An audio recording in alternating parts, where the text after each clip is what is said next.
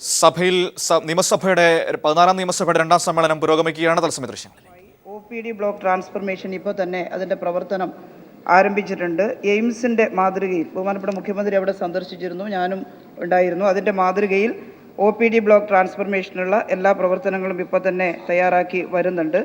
ആശുപത്രിയുടെ മുഖച്ഛായ തന്നെ മാറ്റുന്ന രീതിയിൽ കൂടുതൽ ആളുകൾക്ക് ആശുപത്രിയിൽ സൗജന്യമായിട്ട് കടുപ്പപ്പെട്ട രോഗങ്ങൾക്ക് തന്നെ, പ്രധാനപ്പെട്ട അസുഖങ്ങൾക്ക് തന്നെ ചികിത്സ കിട്ടുന്ന രീതിയിൽ മാറ്റം വരുത്താനാണ് തീരുമാനിക്കുന്നത്.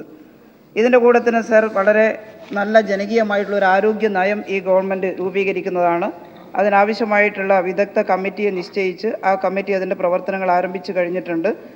ഒരു നല്ല ആരോഗ്യ നയം കേരളത്തിലെ ജനങ്ങൾക്ക് ചികിത്സയ്ക്ക് വേണ്ടി പോക്കറ്റ് കാലിയാകാതിരിക്കാനുള്ള ഏറ്റവും നല്ല വിദഗ്ധ ചികിത്സ പാവങ്ങൾക്ക് കിട്ടാൻ ആവശ്യമായിട്ടുള്ള എല്ലാ കാര്യങ്ങളും ജനകീയ ആരോഗ്യ നയത്തിലുണ്ടാകും.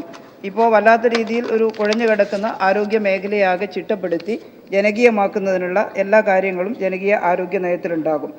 ഒരു comprehensive primary health care project ഇപ്പോൾ ഞങ്ങൾ ആരംഭിച്ചിട്ടുണ്ട്. അതിൻ്റെ ഭാഗമായിട്ടാണ് പ്രൈമറി തലം മുതലുള്ള ആശുപത്രിയുടെ പരിഷ്കരണമെല്ലാം നടത്തുന്നത്. അതിൻ്റെ വിശദമായിട്ടുള്ള കാര്യങ്ങൾ ഈ റിപ്പോർട്ടിൽ അടങ്ങിയിട്ടുണ്ട്. ഞാനതിൻ്റെ എസൻസ് മാത്രമാണ് ഇവിടെ പറയുന്നത്. അത് പൂർത്തിയായി വരുമ്പോൾ പ്രൈമറി ഹെൽത്ത് സെൻറ്ററിനെ ഞങ്ങളുടെ മാനിഫെസ്റ്റോവിൽ പറയുന്നത് കുടുംബാരോഗ്യ കേന്ദ്രങ്ങളായി പരിവർത്തിപ്പിക്കണമെന്നാണ്. അതിനാവശ്യമായി 140 മണ്ഡലത്തിൽ ഒരു പ്രൈമറി ഹെൽത്ത് സെൻറ്ററിനെ അത്തരത്തിലുള്ള സൗകര്യങ്ങളോട് കൂടിയ കുടുംബാരോഗ്യ കേന്ദ്രമാക്കി മാറ്റുന്നതിനുള്ള നടപടിക്രമങ്ങൾ ഇപ്പോൾ തന്നെ തുടങ്ങിക്കഴിഞ്ഞിട്ടുണ്ട് എന്നാണ്. സെക്കൻഡറി ടെർഷ്യറി വിഭാഗങ്ങളെയും ആ രീതിയിൽ മെച്ചപ്പെടുത്തുന്നതിനുള്ള നടപടി സ്വീകരിക്കുകയാണ്. ആരോഗ്യ മേഖലയിൽ ഒരുപാട് പണം സാധാരണക്കാർക്ക് ചെലവഴിക്കേണ്ടി വരികയാണ് ചികിത്സക്ക്. അതിന് കൂടുതൽ പേർക്ക് ഈ ചികിത്സാ സഹായം ലഭ്യമാക്കാൻ കഴിയുന്ന രീതിയിൽ സമഗ്രമായിട്ടുള്ള ഒരു ആരോഗ്യ ഇൻഷുറൻസ് പദ്ധതിക്ക് ഗവൺമെൻറ് രൂപം കൊടുക്കുകയാണ്. അതിൻ്റെ പ്രവർത്തനവും ഇപ്പോൾ ആവശ്യമായിട്ടുള്ള അതിൻ്റെ പ്രിപ്പറേറ്ററി വർക്ക് ഇപ്പോൾ തുടങ്ങിക്കഴിഞ്ഞിട്ടുണ്ട്. അത് പൂർത്തിയാകുന്ന മുറക്ക് കൂടുതൽ ആളുകൾക്ക് സൗജന്യമായിട്ടുള്ള ചികിത്സ ഉറപ്പുവരുത്താൻ സാധിക്കും. കിഡ്നി ട്രാൻസ്പ്ലാന്റേഷൻ, അതുപോലെ കരൾ മാറ്റിവെക്കൽ ശസ്ത്രക്രിയ, ഇതെല്ലാം കുറച്ചുകൂടി സാധാരണക്കാർക്ക് സൗജന്യമായിട്ട് നൽകാൻ കഴിയുന്ന രീതിയിൽ ഈ ആരോഗ്യ ഇൻഷുറൻസ് മേഖല ശക്തമാകും എന്നുള്ളതാണ് കാണുന്നത്. PMSSYയിൽ ഉൾപ്പെടുത്തി മെഡിക്കൽ കോളേജുകളിലെ നവീകരണ പ്രവർത്തനങ്ങൾ 2 മെഡിക്കൽ കോളേജുകളുടേത് അതിൻ്റെ പ്രവർത്തനം മുടങ്ങിക്കിടക്കുകയായിരുന്നു. ഇത്തവണ അതെല്ലാം ആരംഭിച്ചിട്ടുണ്ട്. എല്ലാ മെഡിക്കൽ കോളേജുകളിലും മുടങ്ങിക്കിടക്കുന്ന പ്രവർത്തനങ്ങളെല്ലാം ആരംഭിച്ചിട്ടുണ്ട്. അത് ഈ റിപ്പോർട്ടിനകത്ത് സൂചിപ്പിച്ചിട്ടുണ്ട് സർ. പിന്നെ ആരോഗ്യ വിദ്യാഭ്യാസ രംഗത്ത് വളരെ ഗൗരവമായിട്ടുള്ള ഇടപെടൽ തന്നെ നടത്തിയിട്ടുണ്ട്. നിലനിൽക്കുന്ന മെഡിക്കൽ കോളേജുകളെ ശക്തമാക്കുന്നതോടൊപ്പം ഇടുക്കി മെഡിക്കൽ കോളേജ് തുടങ്ങിയിട്ടുള്ള മെഡിക്കൽ കോളേജുകളുടെ പ്രവർത്തനം ശക്തമാക്കുന്നതിന് സ്വീകരിക്കുന്ന നടപടി സ്വീകരിച്ചിട്ടുണ്ട്. അതുപോലെ ചില പുതിയ തസ്തികകൾ സൃഷ്ടിക്കാൻ സാധിച്ചു എന്നുള്ളതാണ്.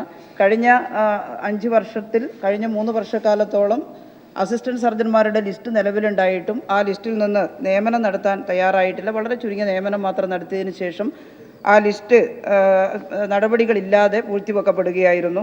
ഈ ഗവൺമെൻറ് വന്നതിന് ശേഷം ആ ലിസ്റ്റ് ജൂൺ 30 കാലാവധി തീരുമായിരുന്നു. നിയമനം നടത്താൻ സാധിക്കുമായിരുന്നില്ല.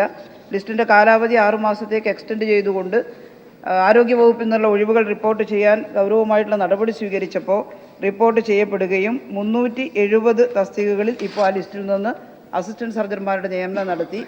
ആശുപത്രികളിൽ ഡോക്ടർമാരില്ലാത്ത അവസ്ഥയുണ്ടായിരുന്നു സർ. ഇവിടെ തന്നെ MLA-മാരെല്ലാം നിവേദനം തന്നിട്ടുള്ളത്, ഇവിടെ സബ്മിഷനൊക്കെ ഉന്നയിച്ചിരുന്നത്. സഭയിലെ നടപടിക്രമങ്ങൾ പുരോഗമിക്കുകയാണ്.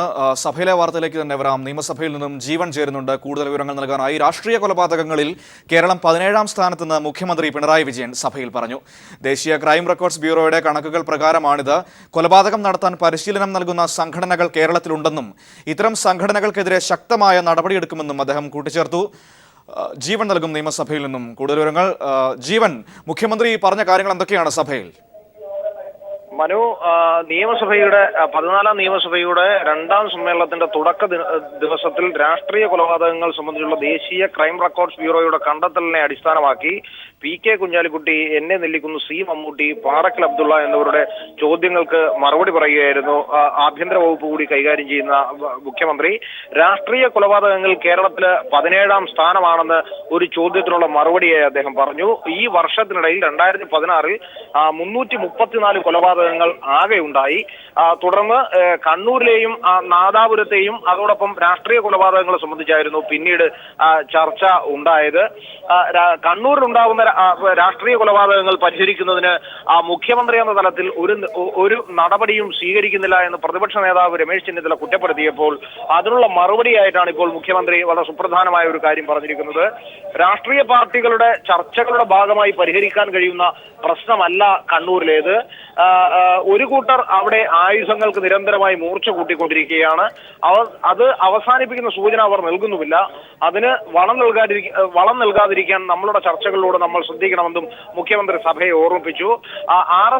RSS നടത്തിക്കൊണ്ടിരിക്കുന്ന അവിടുത്തെ രാഷ്ട്രീയ കൊലപാതകങ്ങളെ ഭംഗ്യന്തരേണ സൂചിപ്പിച്ചുകൊണ്ടാണ് മുഖ്യമന്ത്രി പിണറായി വിജയൻ ഇത് സംബന്ധിച്ചുള്ള മറുപടി രമേശ് ചെന്നിത്തല, KC ജോസഫ് എന്നിവരുടെ ഉപചോദ്യങ്ങൾക്കുള്ള മറുപടിയായി അദ്ദേഹം സഭയിൽ വിശദീകരിച്ചതും മനു.